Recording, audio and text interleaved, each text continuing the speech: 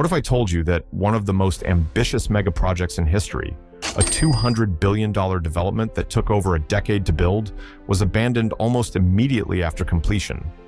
Not because of engineering failures, not because of natural disasters, but because of something far more devastating: the complete collapse of the economy that funded it.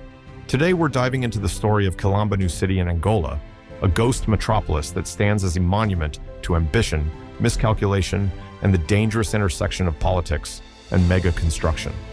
This is a cautionary tale about what happens when you build a city for people who can't afford to live there. Welcome back to Next Build. Let's explore one of the most expensive abandoned projects ever constructed. To understand why Kilamba exists, we need to go back to 2008. Angola had just emerged from a devastating 27-year civil war that ended in 2002. The country was experiencing an economic boom fueled by massive oil revenues, and the government had a problem: a severe housing shortage. The capital city, Luanda, had become one of the most expensive cities in the world for expatriates, yet millions of Angolans lived in informal settlements and slums. The government estimated that the country needed at least 1 million new housing units to address the crisis. Enter China. The Chinese government, through its state-owned CITIC Construction, proposed an audacious solution. They would build an entire city from scratch. The agreement was simple. Angola would pay for the construction using oil revenues and future oil rights, while China would provide the expertise, materials, and labor. This wasn't just about housing. This was part of China's broader Angola Mode strategy, exchanging infrastructure development for natural resources across Africa. For Angola's government, this represented a chance to rapidly modernize without the bureaucratic constraints of Western financing. The plan called for 20,000 apartments across 758-story residential buildings, plus 24 schools, over 100 commercial properties, and dozens of retail spaces. It would house approximately 160,000 people, making it one of the largest purpose-built cities in Africa. The scale was breathtaking. The timeline? Just 4 years. The cost? An estimated $3.5 billion initially, though the total program would eventually balloon to over $200 billion when you factor in Angola's broader Chinese-financed infrastructure projects. Construction began in 2008 with a workforce that peaked at over 5,000 Chinese laborers working around the clock. The construction of Kilamba New City was a masterclass in rapid urbanization, for better or worse. Chinese construction crews worked at a pace that shocked observers. Within months, the empty plateau 30 kilometers south of Luanda began to transform into a dense urban landscape.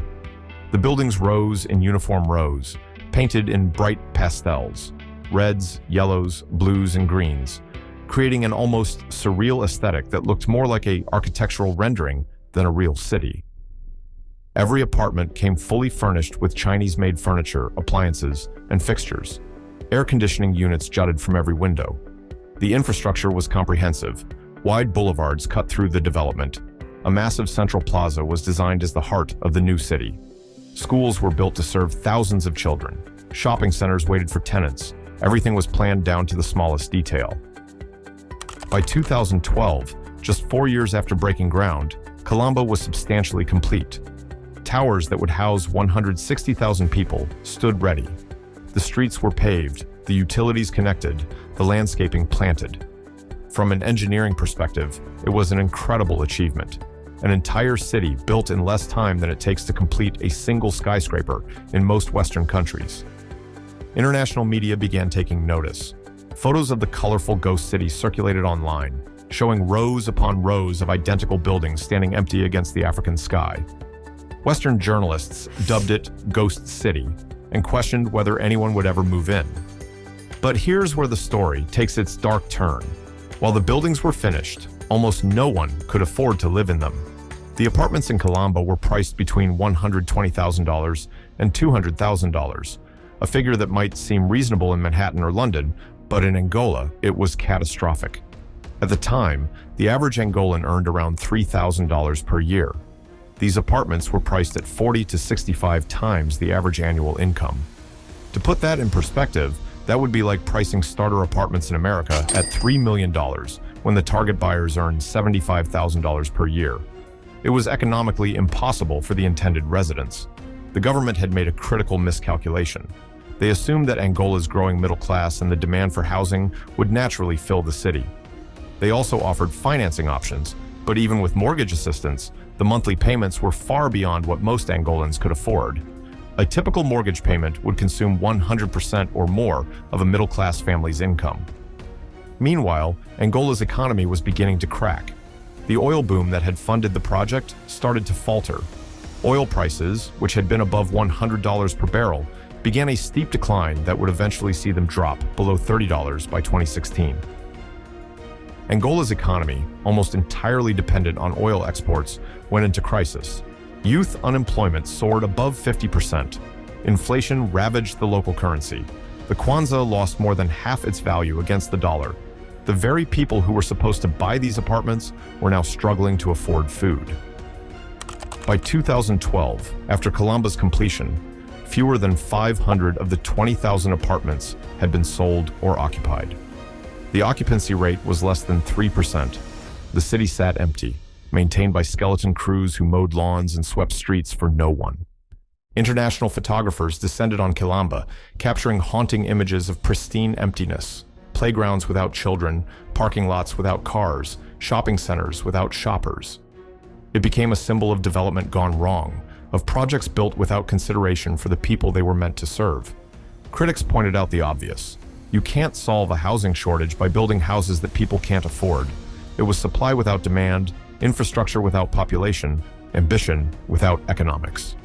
Faced with mounting criticism and a massively expensive white elephant, the Angolan government launched a desperate damage control campaign in 2013.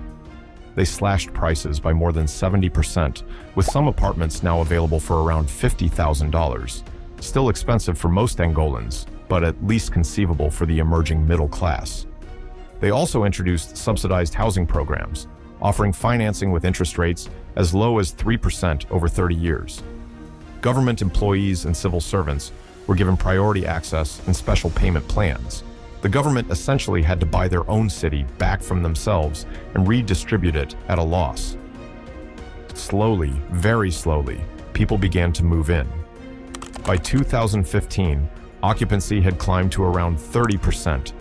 By 2017, roughly half the apartments were occupied. As of today, Kilamba is estimated to be about 80% occupied, though exact figures are disputed. But here's the thing, the city never became what it was intended to be. The commercial spaces remain largely empty. The grand shopping centers never filled with retailers. Many of the schools operate far below capacity.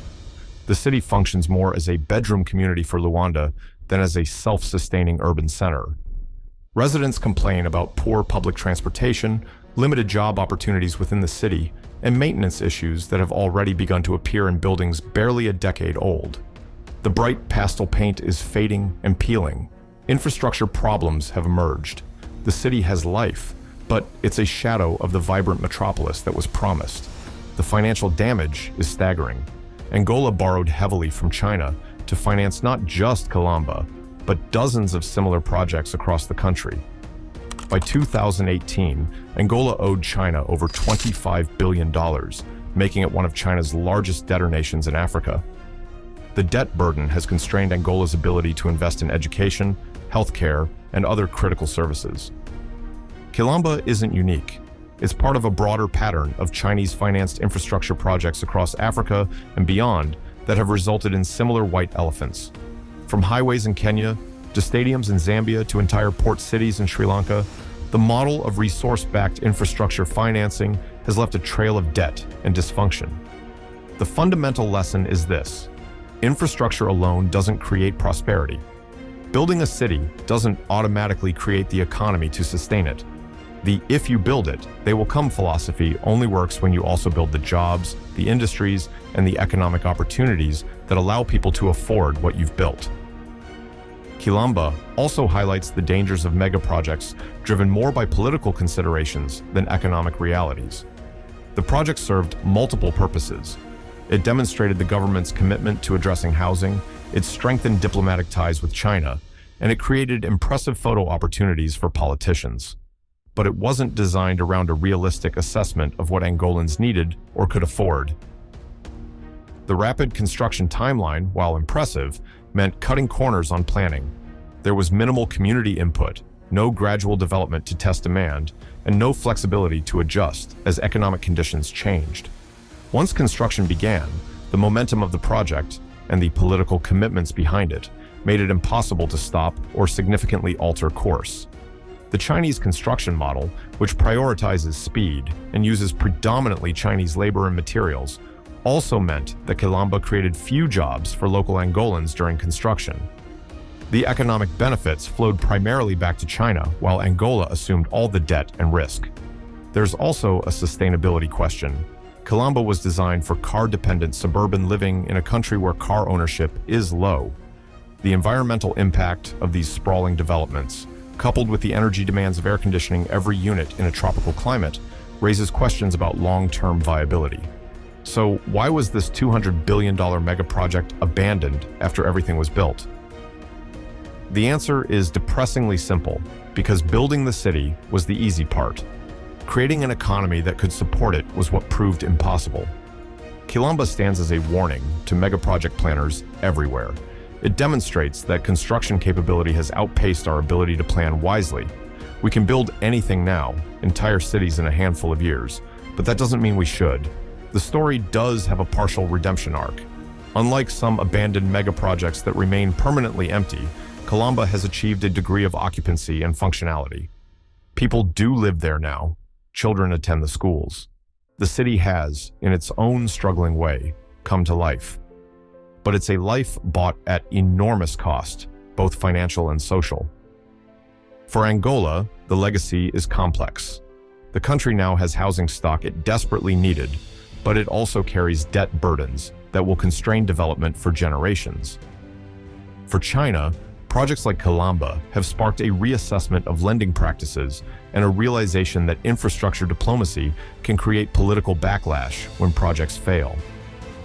And for the rest of us watching megaprojects rise around the world, Kilamba offers a crucial reminder. The most expensive failure isn't when construction stops.